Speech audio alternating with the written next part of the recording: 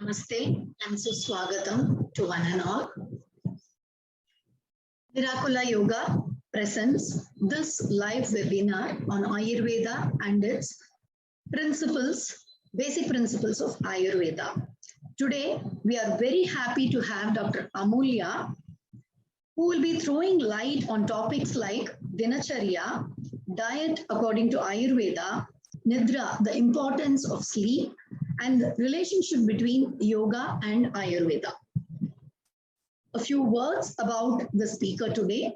Dr. Amulya graduated BAMS from Rajiv Gandhi University of Health Sciences, Bangalore. She is a medical director at Amulya Ayurvedic Health and Wellness Center, Nagarbhavi, Bangalore. Dr. Amulya has more than 12 years of experience in the field of Ayurveda. She is a certified Panchakarma doctor and certified Ayurvedic diet and nutrition expert. Her area of expertise and specialization extends in the fields of gynecological disorders, skin, hair problems, diabetes, and psychiatric disorders, and many more. Dr. Amulya is an eminent member of Ayurvedic Cancer Care, Rudra Arbuda Cancer Care. She is doing this service as a social service. Welcome, Dr. Amulya, and the floor is yours. You can take over.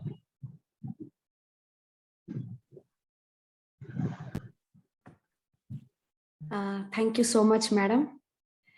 Hari Om Dhanvantari. Very good evening to one and all. So before, am I audible? Before I could start the session. Yes, you are audible. Thank you. Yeah. So before starting our session, let us take the blessings from our Lord Dhanvantari. So a small prayer, okay?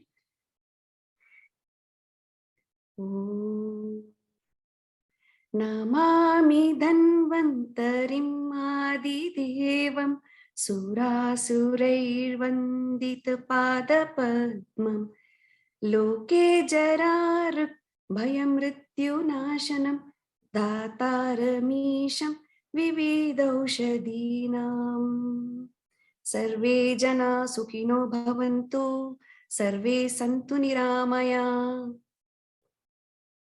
So hope everyone had a great day today and even having a great evening. So hope it is treating you very well. So today I would tell about very few things and very basic things about Ayurveda. It's a very elaborated one.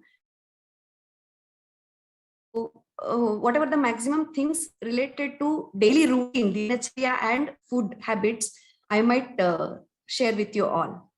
So I'll start my PPT.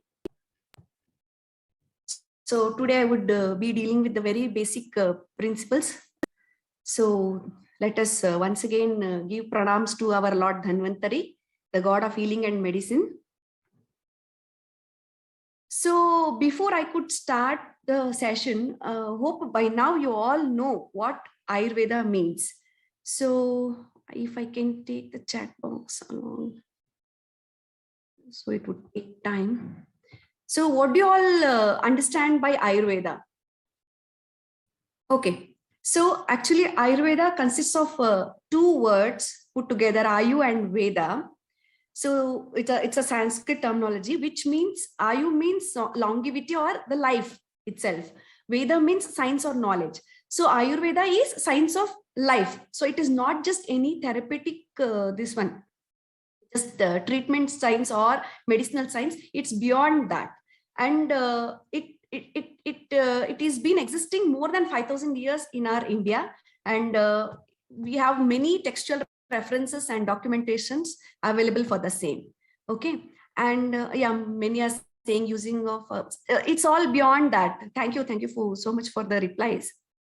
Then see, coming to the main principle of Ayurveda is, the main goal or main principle of Ayurveda is Swastasya Swastya Rakshanam Aturasya Vikara Prashamanam Cha.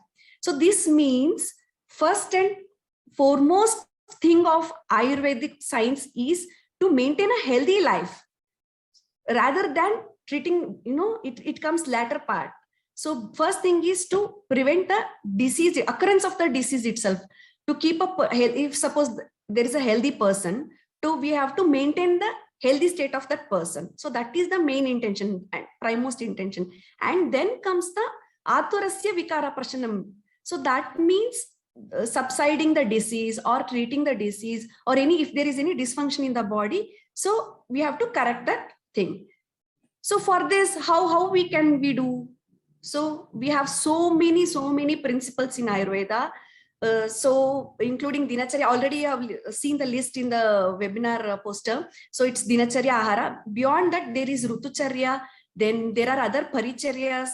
Then even conduct, Sadvritta we say, behavior and conduct. Then Tridosha Siddhanta is there. Panchabhava Bhuta Siddhanta is there. Then gunas, so many, plenty of the principles are there. It will take many more sessions for you all to understand in depth. So mainly what Ayurveda believes is ama or toxin. This is the main root cause of any disease. This is the very basic root cause of any disease. So toxin doesn't mean any physical or chemical thing. Okay, toxin can be anything. It can be anything which will interfere with your natural state. Suppose there is a healthy state, there is a normal function in your body, there is some blockage in cellular level, or there are some, any unhealthy food habits, or even the negative thoughts, even that is considered as toxin, either mental or physical. So physical toxin you can find in your food, personal and household products, artificial adulterants in the food, now processed food, so many things in the food. Equally, emotional toxins have great impact on our health. People tend to neglect the emotional part. Every day the mood, throughout the day there are variations of your emotions. You don't concentrate on that. You forget. You take it for granted. Whether you are very anxious, whether you are depressed, whether you are angry, you are not concentrating on that. But Ayurveda says even that is very important. See, this is where yoga and Ayurveda can play a wonderful role. So Ayurveda can take care of the physical toxin, and the emotional toxins can be taken care by yoga. So both put together, it will help us to eliminate the very basic root cause, ama. So once you know why this happens, then see, nowadays what are the most common diseases you find in and around, you are suffering from, or your family, your friends are suffering from? Can you just tell me few conditions which are commonly found in and around the people are suffering from?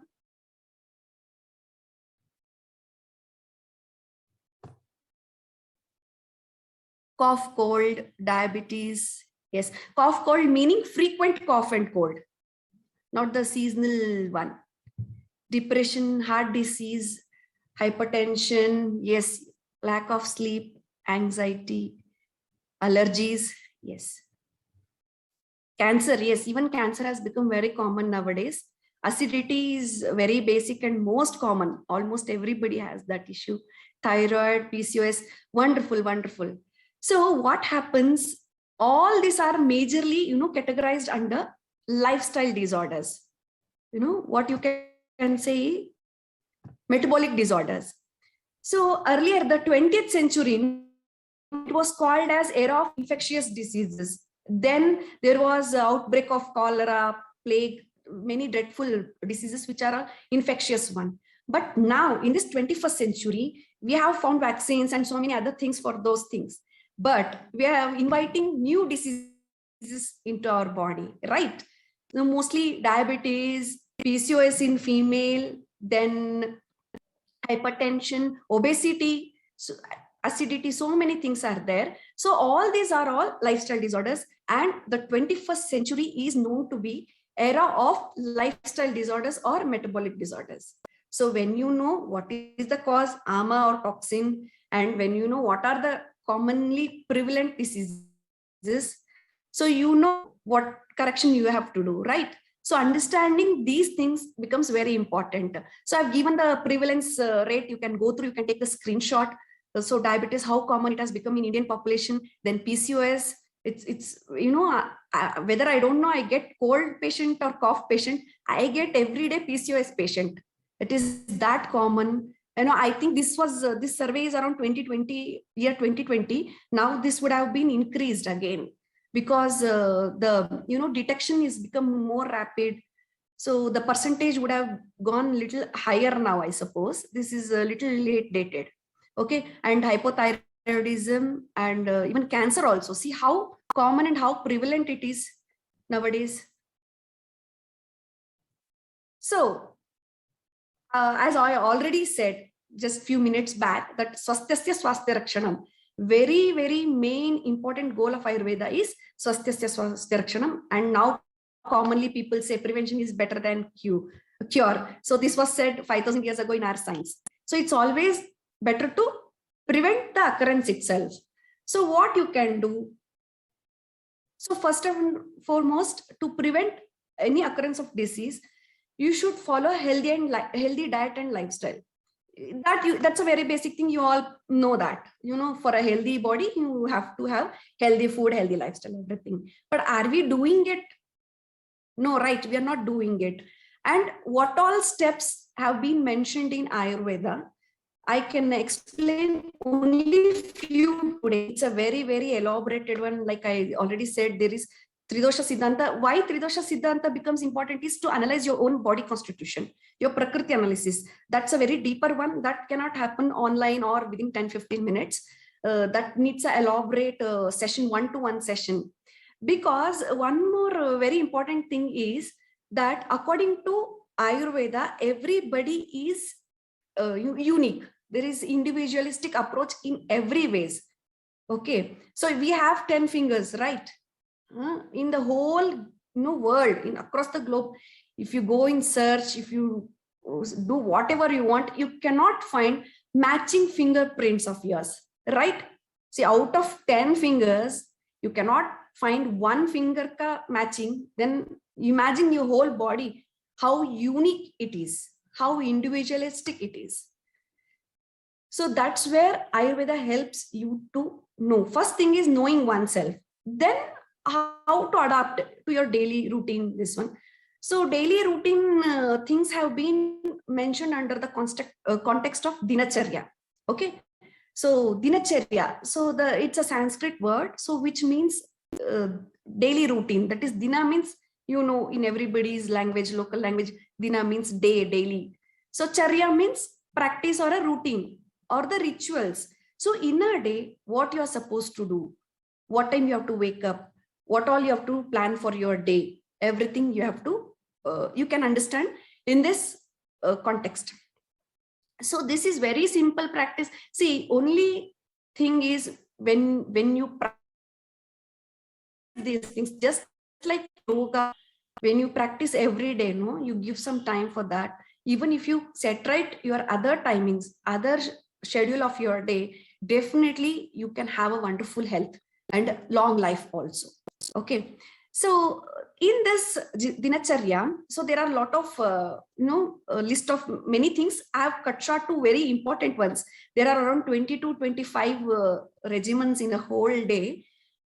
And no, we have been doing it from ages. Few we have skipped with the, changes of our lifestyle, everything. But most of the things which we can follow in our routine, very important things, I have put it in this list. So now first and foremost is Brahmi Muhurta. Okay, in this, you can all take a screenshot if you want. So if you can take the screenshot, it will be helpful. So in the Dinacharya, the first and primus thing is Brahmi Muhurta. So usually what is the time you all are, don't see the screen and reply. Okay, I want genuine answers.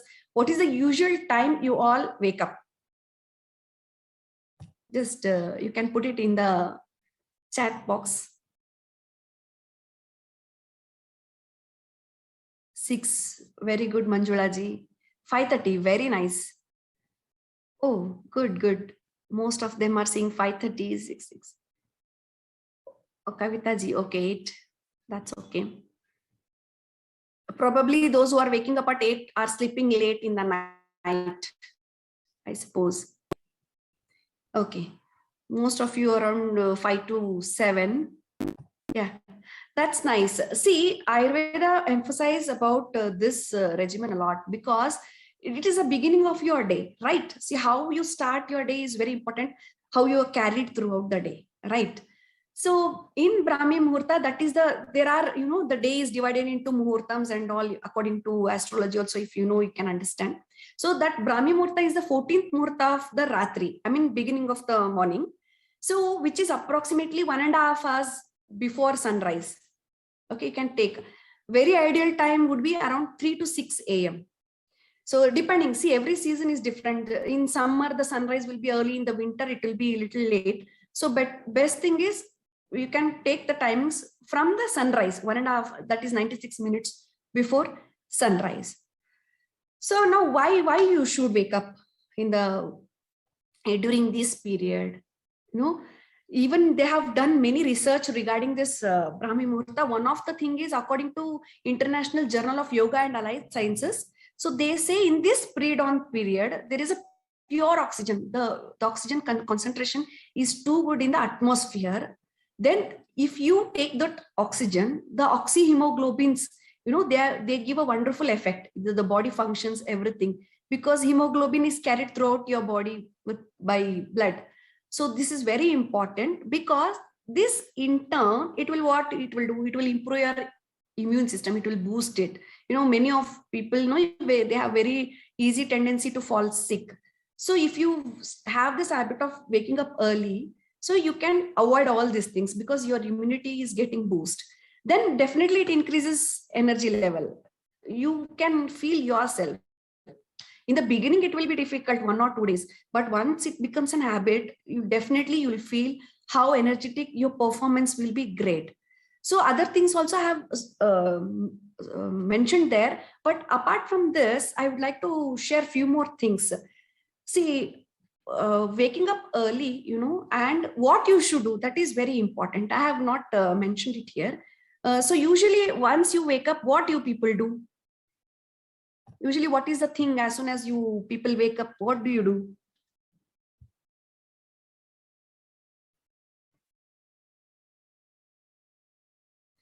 Oh, Riddhi says, yes, technology. So checking phone. Okay, oil pulling, good, brushing teeth, drink warm water, nice. But I'm sure, yes, most of the 90% of the people are, checking their WhatsApp, email, then only going to washroom, or even in the washroom, they are carrying their cell phones and checking the emails. Mostly this is prayer. Wonderful, wonderful. Daily cleansing, yoga and walk. Very nice, very nice. Those who have honestly replied for, it's good. See, this is a very crucial period when even your brain is very, very active, and it takes whatever you do. Okay. So you have to plan very well. As soon as you wake up, the first thing you have to is take the positive vibes, create that positive vibe. What you're going to do throughout the day, pen it down, or at least visualize in your mind. Then the next best thing is you can do is meditation. Meditation is very, very good, because your whole focus, this concentration, and your overall mental health, that will get set right. So ideally, these things you can boost yourself, boost your confidence. You can do it, you can achieve whatever you can do. So such things, positive affirmations you should give to yourself, and meditation. These two things are wonderful. And yes, before this, drinking 1 glass of warm water is highly recommended. Those who mentioned that, that's very good. So as soon as you wake up, you drink a glass of warm water, then you can meditate, you can visualize, you can plan for the day. These things, if you do, it will take you to greater heights, not just in the terms of health, even in terms of your career or whatever, studies, whatever. So this is the importance of Brahmi Muhurta. Then comes Mala Visarjana. So Mala Visarjana, you all know, very important, because previously, whatever the previous night, whatever you have taken the food, no, so that has to get digested properly, and you have to evacuate so that you can have a healthy gut for the for today morning. So I've mentioned here. So it is very, see, many people have the habit, they don't have that routine, like any time of the day they can go early morning, they are not training themselves properly because of so many are the natural, so they might avoid this thing, but it is very important not suppress this bowel evacuation, because again there is one more concept in Ayurveda, so many concepts, the dharaniya and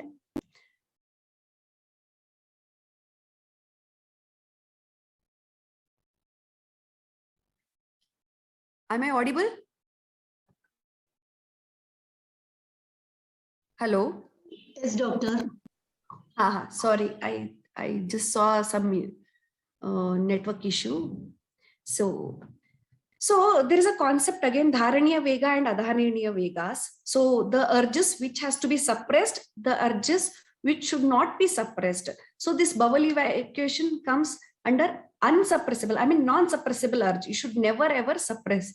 Whenever you have the urge, you should go, not only in the morning, even in the daytime. Okay. And the position also, actually, our Indian toilets are very much, that is highly recommended. But nowadays we hardly find Indian variety of toilets. It's usually the Western kind of toilets only. So even when you are using commode, you can use a stool. Make sure you are keeping your knees little higher than your hips. The squatting position is very ideal for a complete and clear evacuation of the bowels. So then comes this one, Kavala and Gandusha. Even before you brush your teeth, it is very ideal to do this Kavala and Gandusha technique. So most of you, people know now oil pulling, and especially since actor Anusha has, promoted during COVID times, it become much more famous. Most of them think this oil pulling is majorly for the healthy skin, to avoid wrinkles and all. No, the benefits are beyond that. See what happens, why you should do Kavala or Gandusha. See, Kavala means gargling. You will keep some medicated oil, either very basic sesame oil or kashayams. It should be warm, lukewarm. Such fluid you have to keep in your mouth and just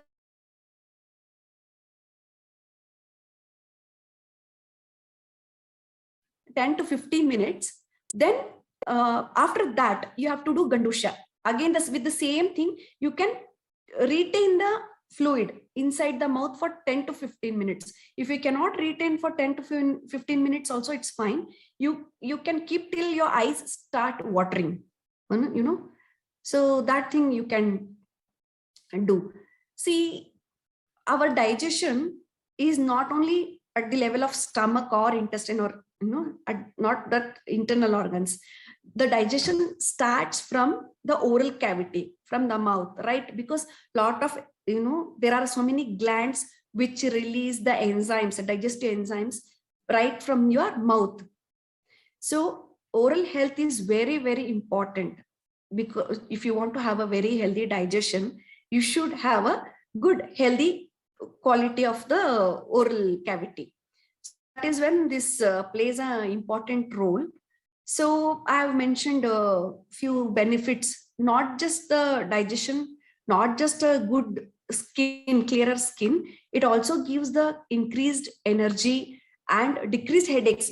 Many people say sinusitis, migraine, tension, headache. Nowadays, many kind of, this headache is a very common issue again, because of so many things, because of stress, continuous exposure to the radiation and the lighting of the laptops, screen time, So even this pressure, it will improvise the circulation of blood as well as nerve supply also. So then even the headache frequency gets reduced. then better sleep also. Then hormonal, to some extent, it can also help in hormonal balance. So hopefully you will all start with this regimen from tomorrow. Let me see, let me know later who have started all this. Okay. And before even, what, brushing your teeth, one more regimen has been mentioned, Nasya and Dhumapana.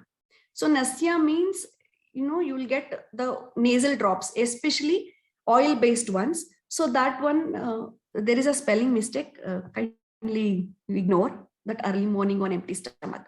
So you will get in a small droppers. Okay, there are plenty of Ayurvedic nasal drops. Nasya Taila we call. So what we do on daily basis is called Pratimasha Nasya. So this you can do early morning after this Kavala and Gandusha, 2 drops to your both the nostrils on empty stomach. So this will help head and neck issues, complete head and neck. It will be taken care. It will, first of all, it will clear the sinuses. There is no sinus congestion. It will heal the sinus spaces if any infection is there. Then definitely skin is taken care. One of the major, important benefit of Nasya is premature graying and hair fall. Nowadays, people who are in 20s are getting a lot of hair fall, baldness issue, and graying of hairs. So this is a everyday routine, which is very easy, which will hardly take 5 to 10 minutes of your time. If you do this will, see, the results will not happen in a day or in a week. Okay, you have to practice it for months together. Then only you will find the results, along with the other requirements. What we have to know, the root cause for hair fall. Internally also we should treat it. But those who are already having good hairs, you want to take care of it, healthy long hairs, those can get started immediately just with this Nasya. Then it is also very helpful for voice, those who are into teaching profession, singing and all, it will be of great use. Those who speak for a long time in the meetings and all, you have to speak, so it will help you. And dust allergies like rhinitis, upper respiratory infections, frequent cold cough, it can be very helpful. Again, you should not use it when you're sick. So again, it's always better to consult a doctor and follow all these things. I'm just giving the outlook of all the regimen. Then Dhumapana, this is not that what Dhumrapana you call cigarette smoking. This is Ayurvedic sticks. You have Ayurvedic, you will get Ayurvedic sticks. This also you have to inhale the smoke. After Nasya, it is the Paschat Karma. So post therapy, after Nasya, you have to inhale the smoke. There is again a technique how to inhale, how to exhale. So you can meet the expert and you can get started with this. I'll take the questions in the end. I think so many of you are asking. It will consume the time, so I will answer all your doubts in the end of the session. So that is fine. Okay. So next comes one of the most important daily routine now, Vyayama. Okay. So usually, what is the now? What kind of activity you all do? I think most of the enthusiasts are here yoga from the yoga background, I suppose. But still, what is the most common physical activity you all do? Yoga. Walking, yes. So mostly yoga, walking, stretching exercises, walking. Nice, nice, nice. Surya Namaskara, yoga. Okay. So very glad to know so many, almost all are into yoga, yogic practice. Okay, okay. Yeah, nice. See, Ayurveda emphasizes a lot on Vyayama. Earlier, actually, there wasn't even need of Vyayama, separate Vyayama. I suppose our ancestors used to work a lot. They had a lot of physical activities. But still, this is listed in Dinacharya. And see, how we are very different from other techniques, other, fitness techniques they do. In Ayurveda, see, it is, you all know what the importance and all I have mentioned there. You can see there. Ayurveda, what Ayurveda says is how much to work out also. See, you should work out half of your strength. Suppose you can walk for 4 kilometers. You know, everybody's bala strength, deha bala is different. Manobala, Agni bala, there are so many strength in a person's body. So deha bala is different from person to person. So Ayurveda emphasizes that you should work out only half the strength. Like I can lift 10 kgs, then I should only lift 5 kgs. Okay, suppose I can, you know, I get extremely exhausted after 1 hour. So that means I should do only half of it, 30 minutes of the workout. That's it. So always remember, you know, I listen to my patients, you know, almost of them, they say, we are hitting gym every day, aerobics, so many other things now, Zumba, so many things are there. I work out for 2 hours, I do this, I do that. No, 2 hours is not at all required. In fact, it is damaging. See, anything in excess is definitely not recommended, right? You know, there is a saying in Kannada, Amrutanu visha agatte jasti tagondre anta. So what happens, you have to do it in moderate, a duration or whatever the intensity also, and it will take you for longer time. If you do too much heavy workouts, very intense workouts for more than 1 hour, 2 hour, then after a few years your body will get damaged. There will be lot of wear and tear. Okay, the muscle tear, the soft tissue injuries will be more. So keep everything in moderate. And one more important context is yoga again comes under this. So in Brahmi Muhurte, you can do meditation, such things. Yoga and pranayama, you can include in this part of schedule. Okay, there is a difference. Early, there are a few people who do it immediately, you know, before waking up. If you are habituated, if you're used to it, fine. But if you can see that the Kavala, Gandusha, those things, if you can take care of those things, then it will be well and good.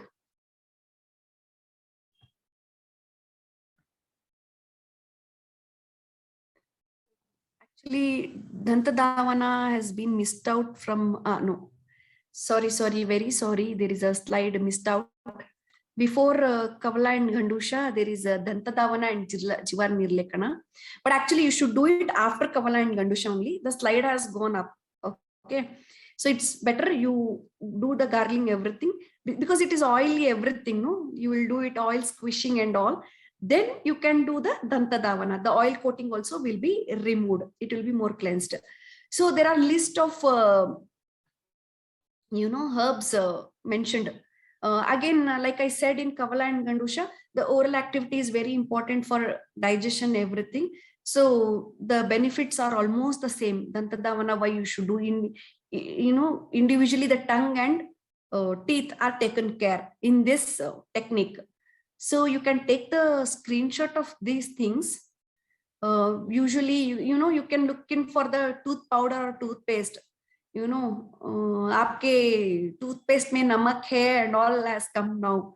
But so many things were there, thousands of years ago. Now you find so many Ayurvedic toothpastes in the market. So you can look out and you can start using. And even the brushes, you can go for bamboo based or wooden brushes. That is highly recommended rather than the plastic brushes, especially for your kids.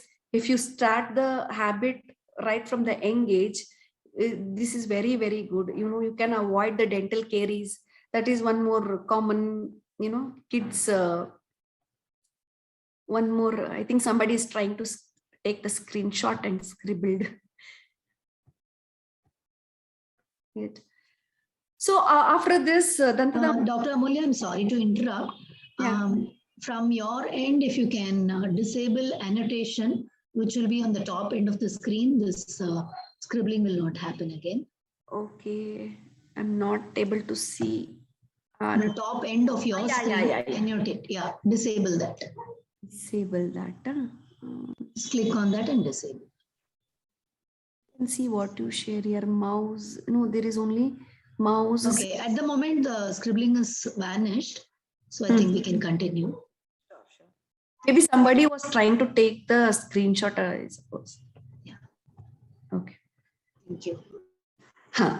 So after this, I'll give a good, wash with cool water or the plain normal water or lukewarm. See, above head and neck, above shoulder, no, you should not use too much of hot water for your head bath or for your face.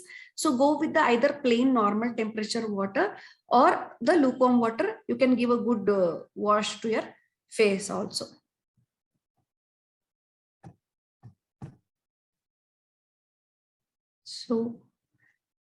So after Abhyanga, one more very, very important thing is Abhyanga or Abhyanjana. That is, it's a oil massage, Ayurvedic oil massage.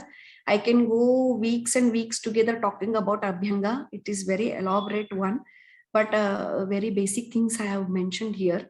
So it is not just any, you just go into any spa or any, normal parlor and getting it done. No, it is not like that. So first of all, you have to use the medicated oils only. Then second thing, it has to be done technically. There is a technique, how to sit, how to apply the oil, everything, from which part you have to start. Okay, so there is a very neat description of that. So you can meet the expert and take the details in detail, because in one day I cannot cover all the things. This is just the what all important things I'm just mentioning, those things. So it should be done daily. Most of you might be familiar with this thing. Even the newborn baby, and the just delivered women also, they will be given oil massage every day. If you have seen any newborn baby in your house or near your neighbors or something, you will know every day the baby will be given oil massage and then bath right from the birth. So it is that significant. It helps in the overall body physical wellness. It is not only the physical wellness, even the mental wellness also. So the whole skin is taken care, right? And your joints will be taken care, your joints will be strengthened, your muscle toning will be done. And this one, blood circulation, that is very important. The whole body, the nutrition is coming from the blood circulation only. If your blood circulation is very, very good, then only you will get all the nourishment supplied to your body. Even the nerves will be strengthened, the nerve supply, overall working, functioning of your body will be wonderful. Hope, how many of you have tried having this, getting it done?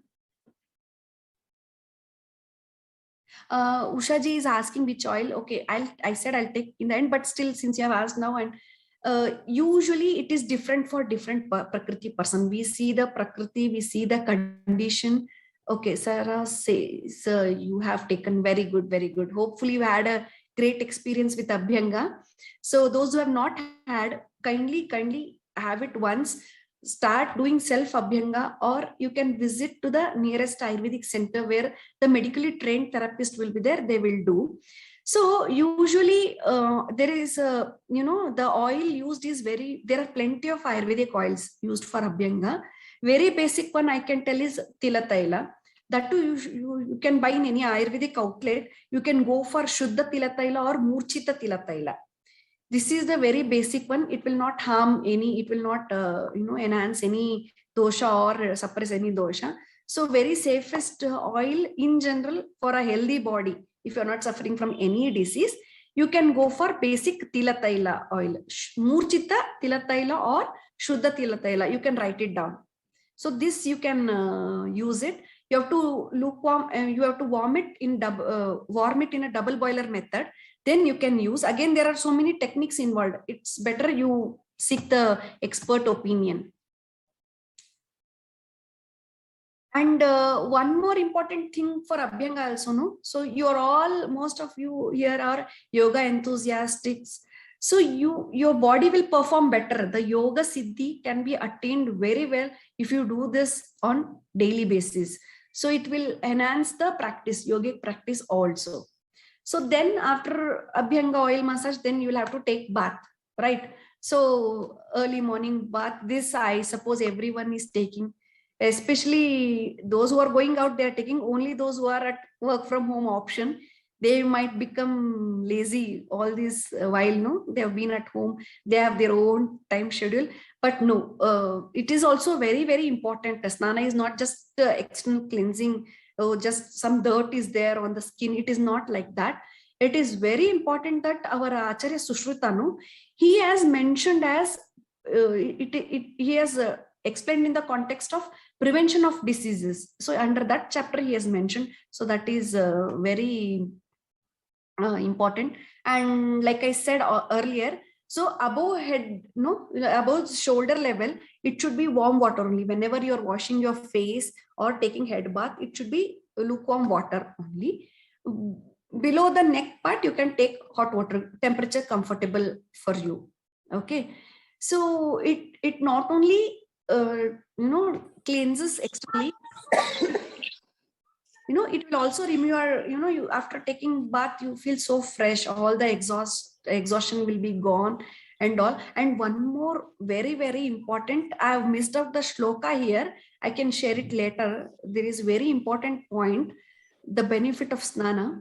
They have mentioned as it is a deepta agni, means it will increase the appetite. Okay.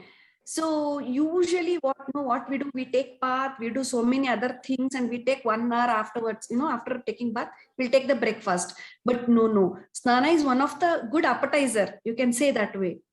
So immediately after bath, at least within 10 to 15 minutes, you should take your breakfast. These small changes will definitely have impact on your health. Trust me, you will definitely feel the changes. So many of you take a bath but get started doing something else, in hurry, you're always in rush in the morning hours. So some people even might miss out also taking breakfast. But no, once you do bath, it is an appetizer. It is increasing your digestive fire. You should give fuel. You should feed your tummy then. So doing it 1 day or 2 days, it may not be a problematic. But if you've been doing for quite some time, it may be, harmful for the body, because there is then comes this gastric issue, acidity and all. You may not know, oh, this could be the reason for my gastric. So see whether you're doing it properly, at least within 15 to 20 minutes after your bath. Maybe you are offering the prayers and all, no? Do that after bath, then take your meal. This is highly recommended. This you will not get anywhere, this context you will not get anywhere. So this is very important. And there are also again, herbs which you can use for bathing. I have mentioned it here. So all herbal things nowadays, you are getting Ayurvedic soaps, plenty of branded soaps also. But I would recommend bathing powder, highly recommend the bathing powder, which will be totally chemically free. Especially very common one is you can take Siddharthaka Snana Churna, which is easily available in the Ayurvedic outlets, any organic shops, it is easily available. Again, there are techniques how to make the paste and all. You can seek the advice. Okay. So this is about snana. So this is a very, very, very big topic now. Ahara. So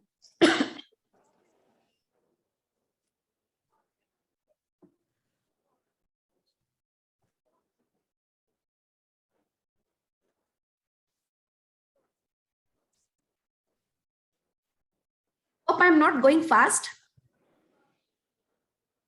Everybody is getting the points.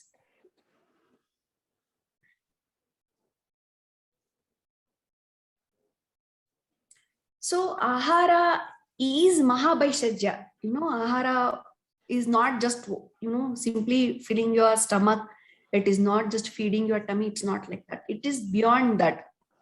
So Ahara is mentioned as Mahabhaishajya, means it is a medicine according to Ayurveda, the Sanskrit terminology. Mahabhaishajya means superior, one of the best medicine. So nowadays you have heard it is what you eat. Your body is what you eat. Your health is what you eat. You have seen quotes. coming, surfacing across the social media and all, the fitness experts, the diet and nutrition coaches, they'll be telling you this. But see, thousands of years ago, Ayurveda already has the reference. Acharya Kashyapa has mentioned it as a superior one. So most of the diseases, happen because of the faulty dietary habits. Suppose the previous things I told, like Kavala Gandusha or dental things, you'll brush your teeth, you'll take bath. Those things are all usually, you all do it properly. But main default comes when it comes to Ahara only. Suppose you're working also. So many people I'm seeing, they are fitness conscious.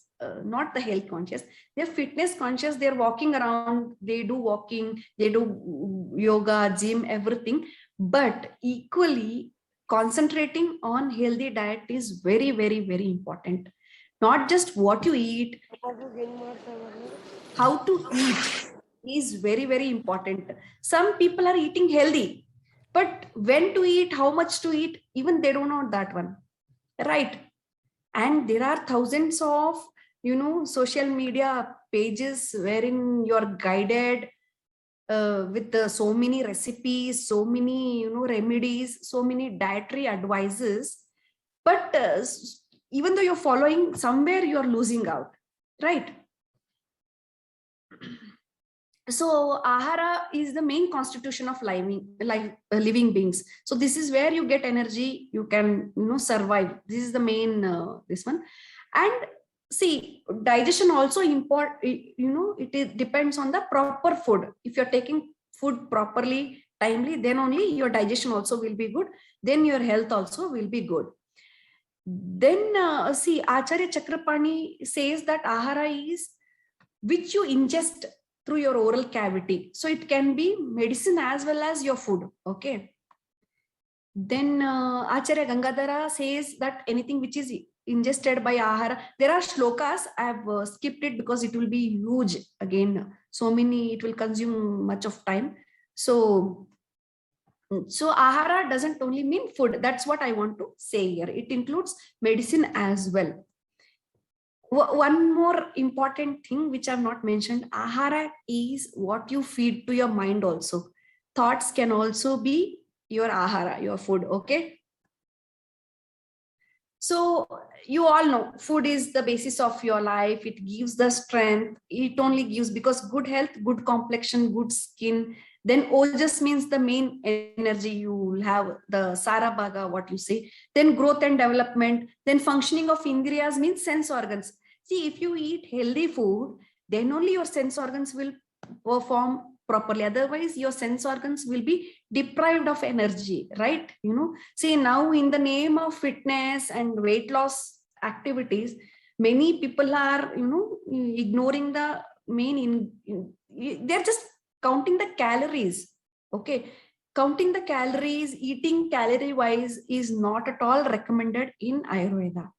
Okay. So we need all the nutritional values. We need the carbohydrates, we need the fat, we need vitamins, minerals, everything. Okay. It has to be in proportion. I agree. But you cannot mechanically weigh, because see, everybody's body is different. Like I already said, nobody is same.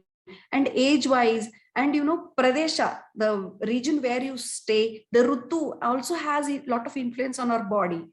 So what you might be following, that might be really not helping you, or it might help you. It may be temporary one. Okay. So it's always mindful eating, right way of eating, right eating habits is very, very, very important. Okay. This is the main, Ahara is also considered under Traya Upastamba, means 3 pillars of the life, which is Ahara, Nidra and Brahmacharya. So it is that important. It is one of the 3 pillars of your life. Your life is mainly sustaining with that. So don't go for, just random WhatsApp forwards or Facebook posts or Instagram. It may be good for someone, may not be good for you. Always seek an expert's advice and then only follow it. This is what I would suggest. So I have mentioned, according to Ayurveda, what all the, benefits they have mentioned. So you can take the screenshot of this. because every point it is self understanding. I'm explaining more of practical things. Okay. So, usually see, now healthy food is one category. Eating habits is one of the very important aspect. Again, it's the two coin and two one coin and two sides. Okay, so one side is healthy food, the other side is how you eat. So let me know, like, how you eat. Are you enjoying your food, or you're watching mobile phone while you're eating, while you're talking? How mindful you are? Tell me honestly, how is your technique while eating? What all you follow genuinely, right from breakfast, lunch and dinner? No, just let me know, how do you plan your meals and how do you eat?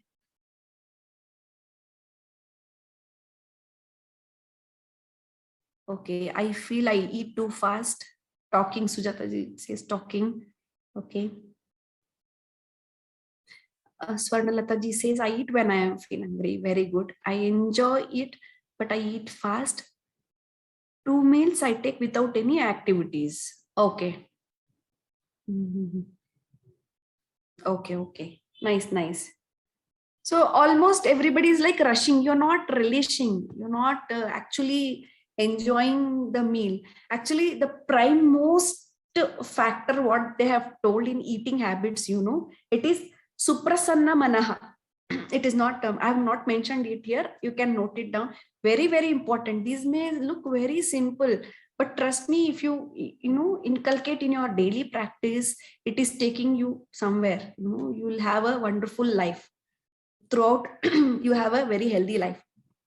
So suprasanna manaha, it's a Sanskrit term. So you should be very in a pleasing mind. You should enjoy, you should be ready. And second more important thing is you should be hungry.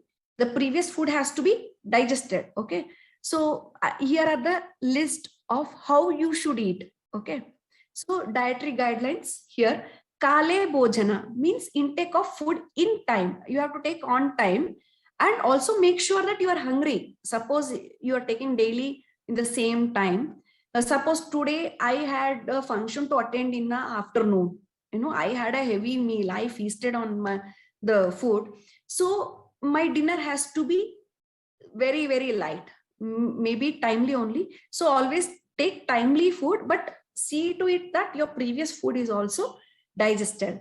Then satmya bhojana. Satmya means suitability or habitual, which you have been taking since childhood.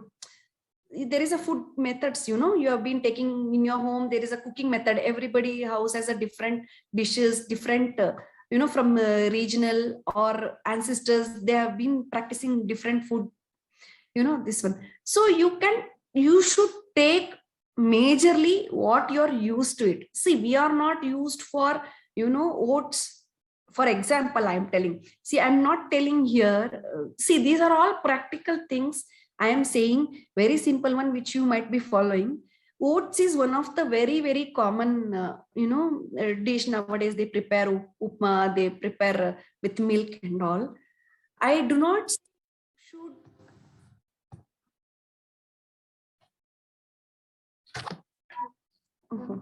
I do not say you should not take the such things, but you're not been eating since your childhood, right? That is not your satmya bhojana. Having it occasionally is definitely fine. Enjoy it, relish it.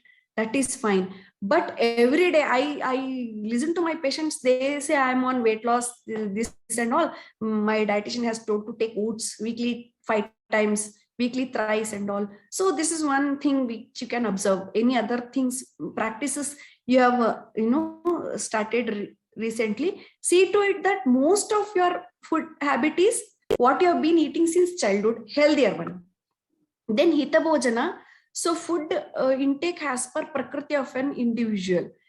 Just give me a second, there is some issue, I'll just get back.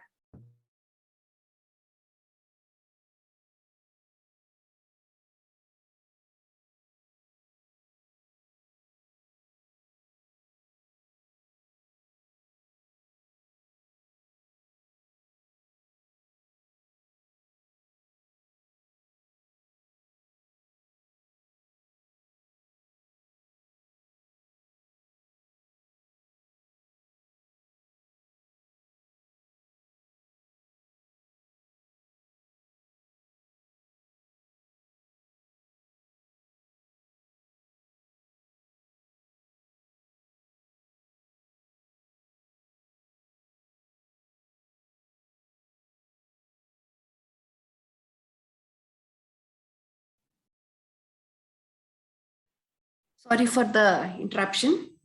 So Hita Bhojana, so Hita according to your body constitution, for your Prakriti, whichever is Hita or whichever is good. Hita means, no, it's comfortable and suitable for your this one. Suchi Bhojana, obviously hygienic food. Okay. Then Snigdha Bhojana means which is, unctuous, not dry. It is opposite of dry. Snigdha doesn't mean only oily thing. It should be moisture content, good moisture content. Only complete dry items you should not take, because the digestive tract should be lined with this moisture. Then only the easy, flow of the food, easy digestion of the food. That's why even we say gruta is one of the best, food you can add in your this one.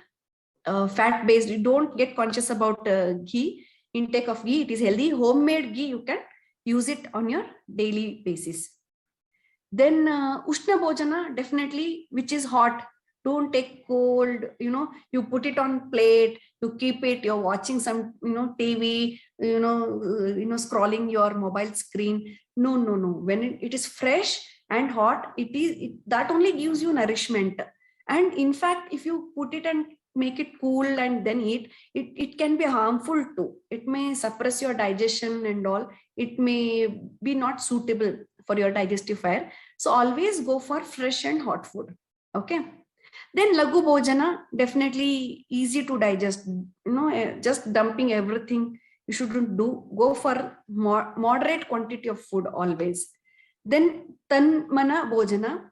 So eat while there is interest to eat food. Okay. So just randomly, this is my breakfast time. This is my lunch time. This is I have to attend a meeting. Come, let me finish this off meal thing.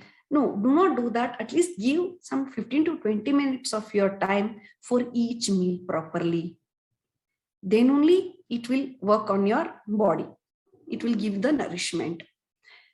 Then one more very important thing is Shadrasa Yukta Ahara. So you will have to eat the food which is, it includes all the 6 tastes. Ayurveda says a food or any dravya has 6 tastes. Sweet, madura, amla, lavana, tikta, katu, kashaya. So it is elaborated one. I think we are running out of time. So it's a very elaborated topic again. So Madura Praya. So you have seen, in our functions and all, in especially South Indian functions, the first thing they put on your banana leaf is paisam or kheer. So first and foremost thing you have to eat is sweet. There is a reason behind all those things. I think I cannot explain everything now. So sweet should be the first thing if you are having complete meal. So first thing you have to start with is the sweet only. Don't eat too much of sweet again, then just little bit of sweet. Then one more point is Nati Druta Vilambita. So that means it is continued in the same line. Okay, Nati Druta Vilambita means you should chew and gulp it in a moderate speed, neither too slow nor too fast. There are people who eat for 1 hour, they keep it in the plate, they watch TV, they chew slowly, they take their own sweet time. That is also not good. And too fast, definitely your food is not chewed properly. The enzymes is not mixed, right? So nasnataha. So it is actually, you should not take immediately after bathing, but at least after 15 to there is some this one I'll just check with this point again. Okay. Then kshudavan. So food taken when there is hunger. Kshut means hunger. Then dauta pada karna anana. So before taking your food, you should have washed your hand, feet, face, everything properly, because you would have gone out, you're working, you're using so many objects, you're touching them. So you might get, maybe for the hygienic purpose, they knew to avoid food poisoning or, any infections, maybe then they had thought about this. Pitru Deva Tarpana. So Ayurveda also give emphasis to spiritual part and all. So they tell you have to pray, offer the prayers to the God and your Purvajas and all. So Atiti Balaka Guru Tarpana. So even Yeah, if there are guests at home or any elders at home, then children first you have to give them, feed them, then only you have to take. And one more very important point is aninda bhunjana, means you should never think negative about what you're eating. You should not, yo, what food is this? What am I eating? Never ever give the negative energy to that. That's what will be carried into your body too. So always, you should adjust. Maybe if the food is also not that good, you should never give that, any displeasing comments or disgracing thoughts in your mind also should not be there. Try to avoid that and silently. So lastly, but not this one, it's also very important. Elders also say, don't talk between meals and all. So then comes sleep. So nidra is, again, I already told, Ayurveda has a Trayupastamba concept, three upastamba, three pillars. One is Ahara, Nidra, and Brahmacharya. So Brahmacharya is a very big topic, a separate topic. So Nidra is also very, very important. Those who are having very good, adequate sleep, then only they can perform their activities. If you have a good night's sleep today, you can wake up properly in Brahmi Muhurta tomorrow. You can do all your routine properly. You can feel that. But nowadays, mostly 90% of the people I meet, the patients I see, what they tell, my office meeting will end at 10:30 online. Nowadays, technology has taken it all full, it has taken the freedom, I feel. So what it does, 10:30 meeting, 11 o'clock meeting, online meeting, you're on mobile, your sleep is disturbed. Then few people, what they do, all day I am working, ma'am. I get time for myself after 10 o'clock. So I watch Netflix. There are new series. I watch Amazon, Prime Video and all, movies and all. They wake up till night, 1 o'clock, 2 o'clock. That is very, very wrong. See, office thing is unavoidable. I totally understand, because we have made the work culture that way. So it's very difficult. One person cannot say, employee cannot say, no, I will not do this work and all. That's a little difficult. But those who are engaging in other activities, other than really important activities, please stop it right away. That's a very wrong thing. You should be bed by 10:30, because you have to wake up in Brahmi Muhurta. Whole thing, that too, especially not for this movies and all. No, please do not waste your time. It is not only because you have to wake up early morning. Even there are, a biological clock, it get disturbs. The enzyme secretion will be happening. The digestive system will be working. All the internal organs will be working. Even they need rest. So our body is made like that way. We are not nocturnal animals, right? We are made to sleep at night. Usually in the previous days, as soon as the sun sets, immediately they, even before put sunset, they could eat their dinner. By 8:30, I suppose they would have gone to bed, right? But at least I know I cannot say that you have to sleep at 8 o'clock, but maximum 10:30 you have to hit to your bed. So if you do not train your mind and body for this, again, it will be very difficult on the long run. This can cause, a lot of diseases, lifestyle diseases, indigestion, obesity, so many things. Okay, very, very important. Your mental rest and physical rest is very important. That is where the sleep gives you. I've mentioned few points also there. Please take the screenshot. Okay. So, and one more important thing is, at least I mentioned as 3 hours here, but at least take 1.5 to 2 hours before your sleep. Take your dinner, have it, and give a mild, have a mild walk, at least around 100 steps after your dinner. Just Shatapatha is what recommended in Ayurveda. That is more than sufficient. Few people, what they do, they take dinner and they go for heavy walk also, because throughout the day they would have been busy. They don't get free time. So that is when they are free, they will go for heavy workouts then also. So that is also very wrong. So after the dinner should be light, and then go for 100 steps walk. Then after 2 hours, you can go to your bed. So this is ideal. As much as possible, just try to practice this. Then coming to this yoga and Ayurveda. So very glad to have today's session with this very esteemed organization, no? Nirakula Yoga. So yoga and Ayurveda, wonderfully connected.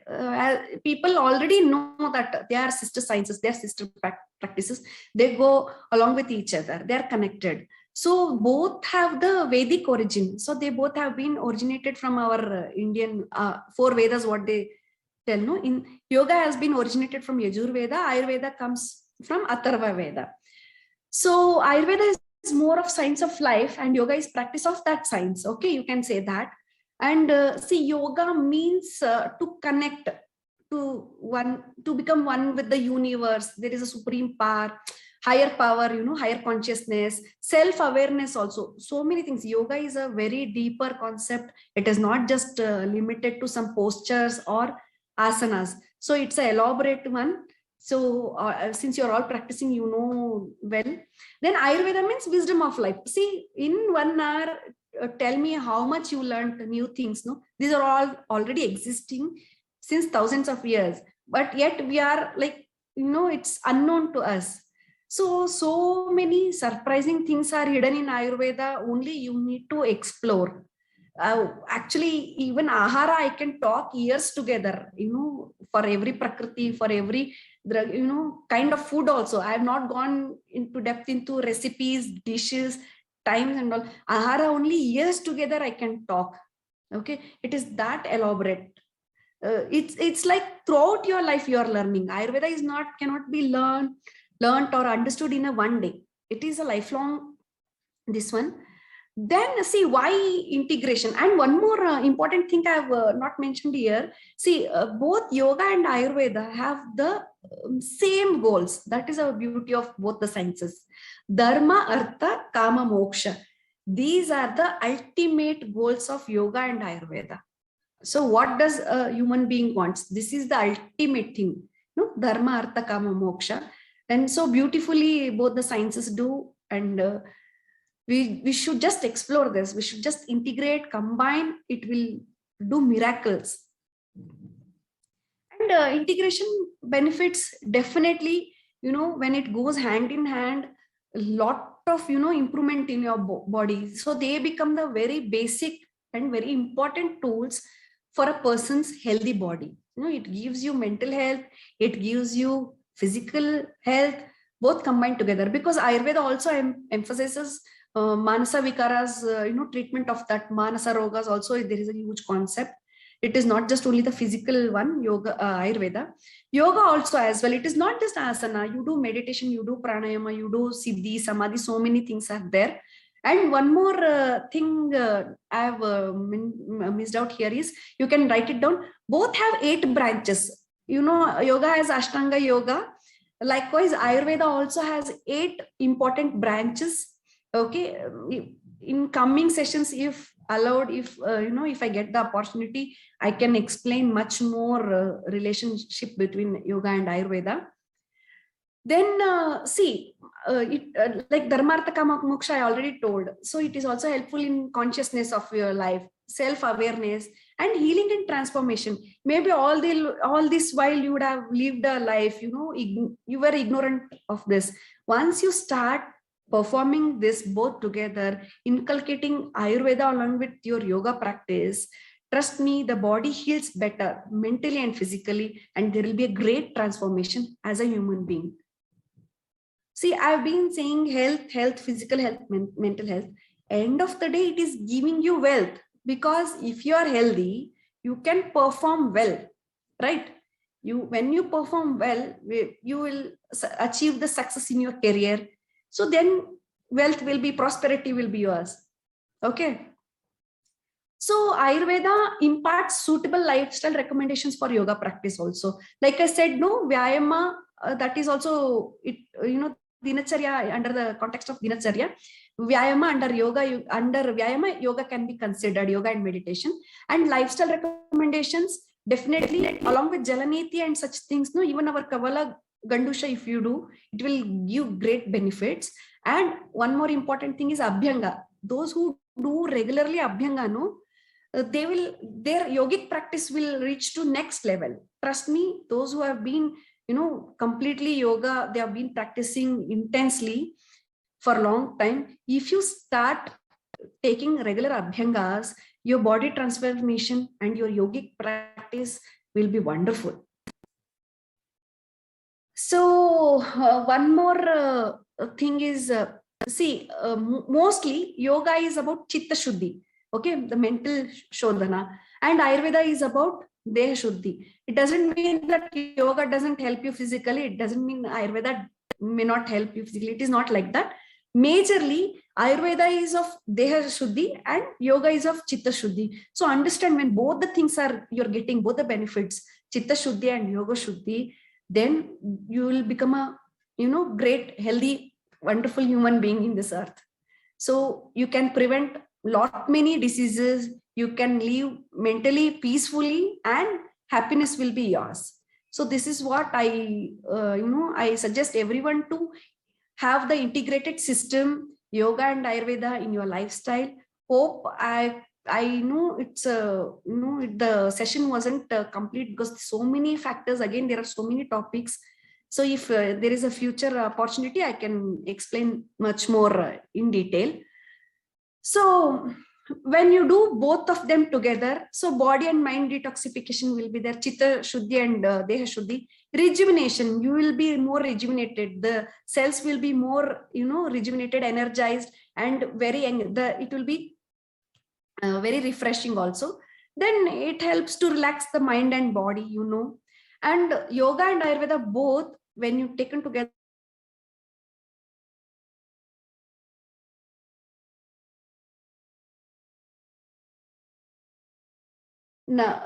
nowadays, this one, stress is one of the major causative factor, which I have not talked about in this session.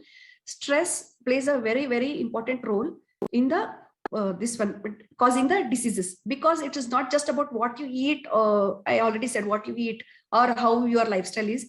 Even the mental stress can cause a lot of diseases. Stress alone can cause diabetes. Stress alone can cause cancer. Even though you are having good healthy food, it can give you the indigestion, such kind of problems also.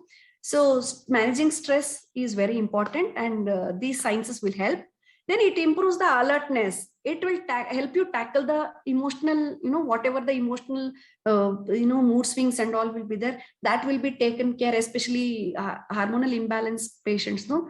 They will have a wonderful effect with this. Once their hormonal balances, emotional, stress is taken care, the alertness, their performance will be better. Even they can take care of their body health very nicely. And again, these sciences will improve your digestive power, which is very, very important. So if the Jatra Agni, digestive fire is good, then you are good. Okay, that is the very basic thing, because end of the day, what you eat, what you digest is the major thing. If it is digested properly, it is nourished properly. So in turn, it also improves the metabolism. Then definitely, inflammatory conditions, joint problem, arthritis, so many things, it can be taken care of yoga and Ayurveda. I've seen most of my patients, they go to the other experts, other system of, medical, this one. End of the day, they come to us only, mostly very much, less treatment available there. So we have plenty of panchakarma therapies, internal medications. Along with this, the arthritic conditions or the low back ache, the conditions, spinal disorders, they have become majorly, problematic nowadays because of the posture. Everybody sits in front of the system for longer duration. They use mobile throughout the day. So spinal disorder is one of the commonest problem at very young age. See, if it is happening after 50 years, that is fine. But people are complaining around 20, 30s, in their 20s and 30s. So that is not really good, because that is very vital, important part of our body, which carries the major nerves of our body. And it is also important for the balance and everything. So yoga and Ayurveda can do wonders in the spinal disorder and arthritic conditions. Okay. So then promotes definitely healthy, youthful and glowing skin. Skin also will be this one. It will reduce aging. I mean, delay the aging. Okay. And aids in healthy weight loss. Yeah, I've highlighted healthy weight loss. See, all of a sudden you should never lose weight. There is no shortcut to, for the any healthy, any disease, there's no shortcut. You have to treat it properly. The treatment protocol should be gradual and stepwise only. So yoga and Ayurveda put together, they can be wonderful weight loss, therapy you can take from them. Then improves body strength and flexibility. These okay. There are much more benefits. You can go on listing them, but this would be the thing in a brief. Okay. So in the end, I would only say that our health is the greatest wealth. Okay. No matter what you're earning in lakhs, you have all the luxury. If you're not healthy, you will not definitely enjoy any of it. So we take our body for granted, while working, while concentrating on so many other things. Even there will be other personal stress, work stress will be there. We work on that, but we never care for our body. We take our body for granted. So my suggestion is, first, self-care is the prime most important thing, which yoga and Ayurveda can help you. So go for it. Try to inculcate in your daily routine. Okay. So thank you so much for being so patient and listening to this session. Hope you all had at least you learned something today from this session. So thank you so much for the organizers, Nirakula Yoga, Mr. Charan sir, Mr. Amresh sir, and Swarnalata madam. Thank you, everyone. Thank you very much, Doctor. That was a very elaborate and enlightening session, I would say. You have explained many of the concepts from the basic of Ayurveda. And like you rightly mentioned, that for us to get miracles in our life, we have to start practicing all the Dinacharya that you mentioned and make it a discipline, a routine for in our daily life for those miracles to happen. Thank you very much, Doctor, for that. Audience, the chat box is open now, and I'm requesting you to post your questions. I'm sure that Doctor will be happy to answer your questions. Yes, definitely. Oh, first of all, I thank everyone for appreciating the session. I'm glad that it was very helpful. It was informative. I could, teach you something new, very basic though. Okay. Is Ayurveda, in Ayurveda, is it allowed to have refined flour and refined sugar? No, we should not have. It is definitely not healthy. It was not available then, first of all. So no. Thank you, Doctor. It's a quick, so many questions pouring in. Thank you, Doctor. Where does Jalaniti fit in? Yeah, you can consider it in the part of, I already said while telling, along with Kavala and Gandusha, Jalaniti can be taken. Nasya, no, you cannot keep it. Nasya, you have to put it. It's just installation of nasal drops. There is a technique again. So you have to prepare your face. Just give a gentle massage and a little bit of steam. Then take that will give you more benefits. Rather than just putting 2 nasal drops mechanically. So there are again. One second. So there is again technique for everything. It may look very simple, that Kavala, Gandusha or whatever. I request you to take the expert advice better. It's always better. It's going so fast. The questions are. I think I will try and help you. Yeah, they're shooting at me. So there's someone who's asked. Tell me, madam. Can you suggest something specially for epilepsy? I think it is a very no, that's a personal and it needs a direct consultation, madam. We cannot. Yes. There is no shortcuts, no simple, no DIYs. You see Instagram reels and all. It is not like that. There's one more question earlier, which I think Saras is asking: does Ayurveda allow or ban consumption of meat? No, Mamsahara is included. It comes under Ahara Dravya, again category. I told no, Ahara I can go for years together, not just weeks or months. So Mamsahara can be taken, but now the poultry, no, it's injected. So go for the farm one. Nati Koli, what they say, you can choose that way. And again, this is very elaborate one. See, everybody Prakriti is different, fish is not suitable for Pitta Prakriti person, or if he has a skin disease like that. And chicken and mutton also, they can take in moderate quantity. Even egg, yellow part of the egg, you can avoid that part. Some people take, especially those who work out, they consider to take egg daily, every day, but we wouldn't recommend it. See, this is totally again person, it depends on the person. You can consume, there is no ban. You can take meat. Again, there are lists of even the which meat also. Benefits of every meat, goat meat, sheep meat, even camel meat. So many things are there. It's an elaborate one. Probably on food, I can take further sessions if permitted. I can explain in detail about the drinks also, not just meat. So many things are there in Ayurveda with reference. I can do that sometime later. Yeah, next. Thank you, Doctor.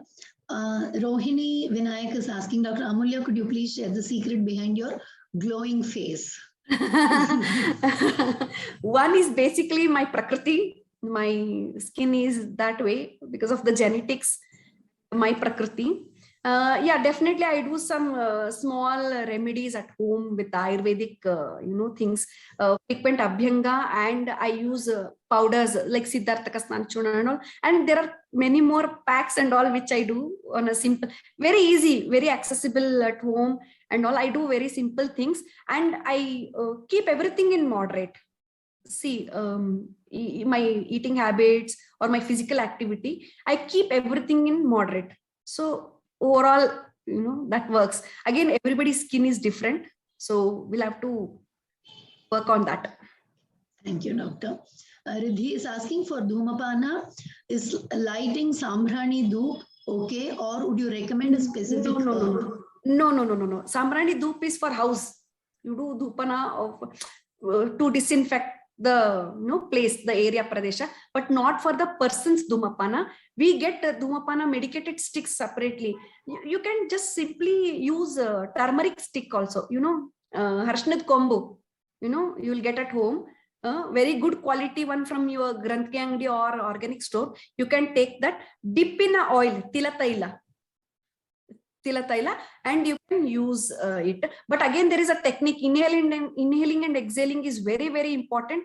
See, if anything done in a wrong method can cause side effect. So I don't want to blindly do it. We can have a demonstration. If sessions are there, I can demonstrate it too. So Dhumapana is not very simple thing. Okay, again, anything, it may look simple 5-minute session, but do it properly. Okay. Kavita is asking how to contact you and take an appointment for consultation. We will be sharing Dr. Amulya's details at the end of the session in the chat box. So feel free to write to her through her email, and you can get consultation appointment with her. We have also posted a feedback form in the chat box right now. We request all of you to fill in the feedback form and give us feedback about this webinar, and your feedback will help us to improvise future webinars that we are planning to conduct. We'll take few more questions, Doctor. So Sujata Bhaskar is asking about the oil massage name. Sarvanga Abhyanga can be taken. Again, there are so many methodologies, so many therapies. Abhyanga is also not a small thing. Again, I can talk weeks together, I already said. So in YouTube and all, you get many of, Ayurvedic channels, websites, they have recorded on demonstration of how to do self-Abhyanga and all. You can choose a proper one. Or you can anytime consult me or any nearby Ayurvedic doctor. And Sujata is asking, obesity and sugar people, which oil is good for massage? See, again, types of pramya also is there, obesity. We'll have to see. It is a very, unique, individualistic question. So very difficult. And is homemade ghee okay to use for nasya? I would recommend Anutaila for Pratimarshanas. Yeah, that you can do it. Anutaila is best than ghee. Ghee is also indicated, but not on daily basis and not for everyone. Unless I have not seen your Prakriti also. I don't know if you are suffering from any disease also. Anutaila is very good. It's easily available in any Ayurvedic outlet. Anutaila. So that is very commonly used. That you can instill 2 drops. Remember, after doing nasya, after nasya. There's one more question: is homemade ghee good for nasya? No, I already answered. Okay, sorry. Can we have 1 spoon in empty stomach? 1 spoon of ghee on daily basis?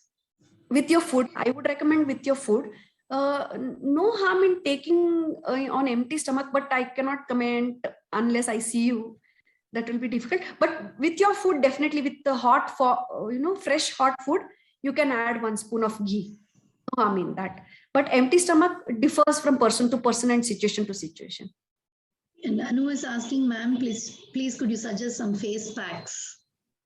See, again, I told no, depends whether yours is oily face or we'll have to analyze which prakriti and your skin, whether it is ruksha, snigdha or acne prone, or whether there are open pores, whether there are wrinkles, dark circles.